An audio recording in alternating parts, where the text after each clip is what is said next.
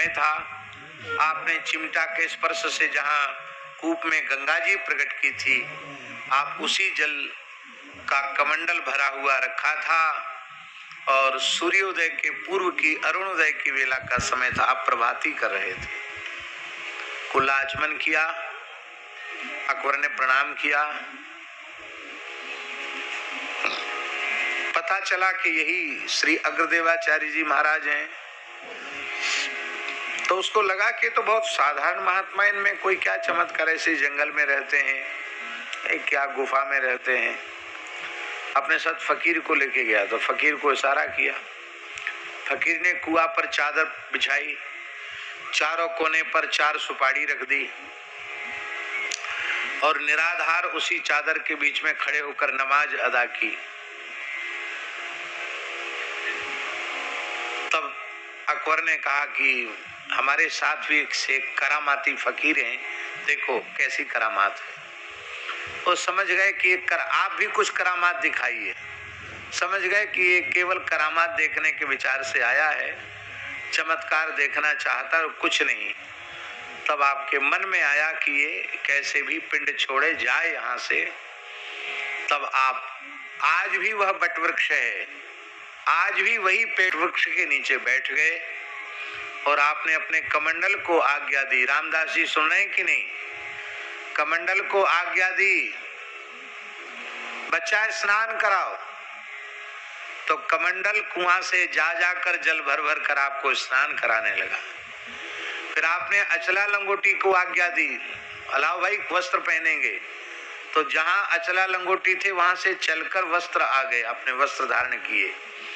फिर आपने अपने मृगचर्म को आकाश में उछाल दिया, अनंत आकाश में जाकर मृगचर्म स्थिर हो गया। आप उस पर विराजमान हो गए योग बल से। वहीं आपने स्मरण किया तो अग्नि प्रकट हो गई। वहीं आपने ऊर्ध्व पुंड धारण करके अपना संपूर्ण नित्य नियम किया, हवन किया। और जब सारा नियम हो गया 2.5-3 घंटे में, अकबर सब देखता रहा और अंत में नियम पूर्ण करने के बाद अग्रदेवाचार्य जी ने कहा कि अब तुम्हारे में और तुम्हारे फकीर में बल हो साधना का, चमत्कार का, सिद्धि का, तो हमारे निकट तक पहुंच के दिखावे। वो आपके चरणों में रखा और अकबर को आपने हिदायत दी, सावधानी दी कि श्रद्धा पूर्वक संत के पास जाना, चमत्कार देखने की इच्छा से जाओगे तो अपराध बने होगा तुम्हारा। महाराज मैं बादशाह हूं, कुछ ले लो। तब आपने कहा कि मेरी फकीरी के आगे तेरी बादशाहियत धूल है, मैं कुछ नहीं चाहता हूं। मना कर दिया। अकबर बोला मेरा मान घट जाएगा कि अकबर यहाँ आया कुछ बिना दिए चला गया।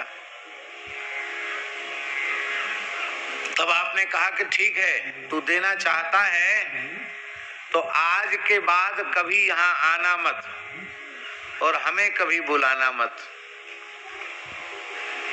क्या कहा कंसल जी? आज के बाद यहाँ आना। साहब आप नाराज हैं? आपने कहा नहीं, तुम्हारे हमारे संग का क्या प्रयोजन है, कोई फल नहीं है।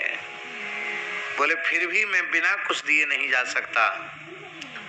तब सैकड़ों बीघा जमीन नहीं, 16,000 बीघा जमीन का पट्टा अरबी में ताम्र पत्र पर लिख करके अकबर ने चरणों में भेंट किया।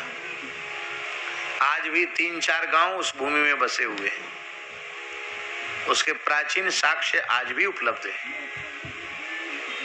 अब तो मुश्किल से 200-250 बीघा जमीन इस लोगों की बस्तियां हो गई, कुछ वन विभाग में चला गया। इस तरह से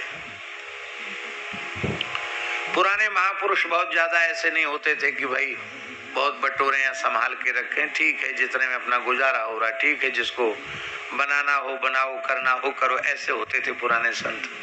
भजन करेंगे कि जमींदारी करेंगे, ऐसा था। तो ये उसका अत्यंत प्राचीन इतिहास है।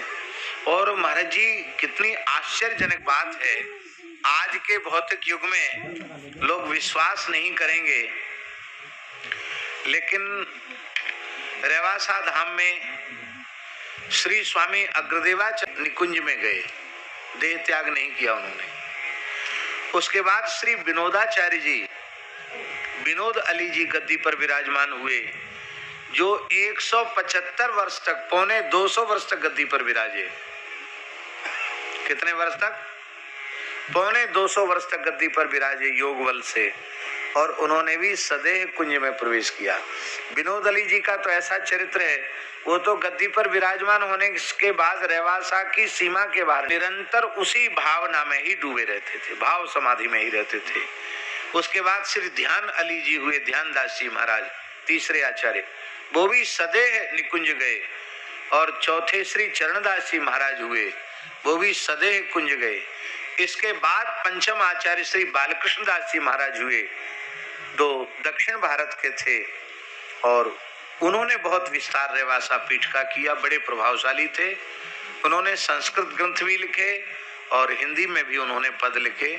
सभी आचार्य साहित्यकार वाणीकार हुए, सबके पद आज भी प्राचीन पद सबके उपलब्ध हैं। तो आप सोचिए कि यहाँ सदैह निकुंज गमन किया हो, और आज भी जानकी जी के नूपुरों की ध्वनि रेवासा धाम में सुनाई पड़ती है, आज भी। अभी हम आपको बोल रहे थे कि जैसे ही मान सिंह ने वहां प्रवेश किया तो उसको लगा कि मैं अलौकिक राज्य में आ गया हूं। हम अपनी अनुभूति बता रहे हैं कि आज जैसे भी जहां अग्रदास जी का धूना है और वो वट वृक्ष है, जहां वो उनकी निकुंज चिंता करेंगे, आज भी जाते ही अनुभव हो जाता वहां उस स्थल की दिव्यता का।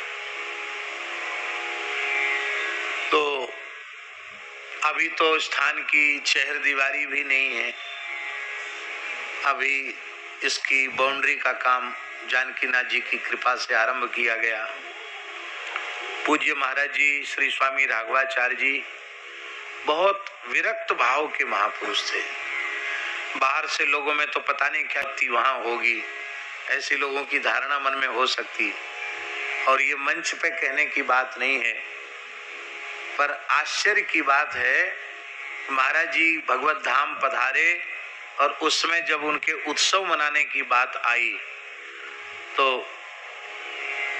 जो ट्रस्ट है उससे पूछा गया, तो उन्होंने सारे कागजात सामने प्रस्तुत किए, तो एफडी और चालू खाता मिलाकर मात्र 9 लाख रुपया था। घूमने फिरने वाले साधु भी अपने खाते में जमा कर लेते। महाराज जी का कोई व्यक्तिगत अकाउंट नहीं था, जो आया गौ ब्राह्मण और संतों की